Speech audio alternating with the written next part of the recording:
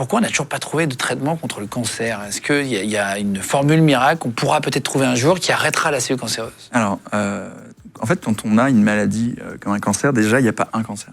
En fait, en réalité, et ça on l'a compris avec le fil de l'histoire et la compréhension biologique, c'est-à-dire des mécanismes biologiques qui font que tu as un cancer.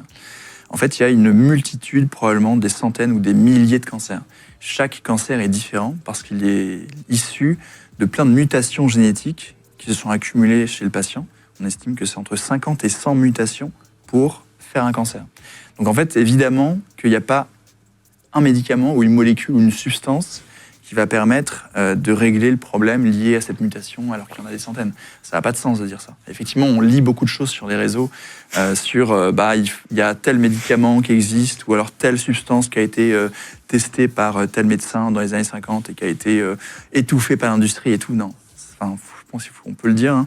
Honnêtement, ça tient plus de la conspiration qu'autre chose. J'ai vu les Russes avaient trouvé le médicament contre le cancer. Ouais, il y a aussi toutes les histoires régulièrement du vaccin contre le cancer. Le vaccin contre le cancer. À Cuba, il y a eu ça, etc. En Russie, il y a eu ça aussi. Bizarrement, ça j'en ai entendu parler il y a 10 ans. Bizarrement, on l'a toujours pas vu. Donc, je pense qu'il faut sortir un peu de ça.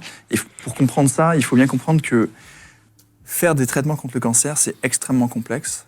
C'est-à-dire qu'il faut d'abord comprendre sur le plan biologique comment ça fonctionne, faire des études qui sont très compliquées, d'abord sur des cellules, ensuite sur éventuellement des modèles animaux, et puis ensuite on va commencer sur... C'est long quoi. C'est très long, ça coûte très très cher, et personne n'a la réponse. C'est-à-dire qu'on n'est pas en train de se tourner les pouces, il y a vraiment une quantité de dizaines de milliers de chercheurs dans le monde qui travaillent sans cesse sur ça, et c'est très très compliqué.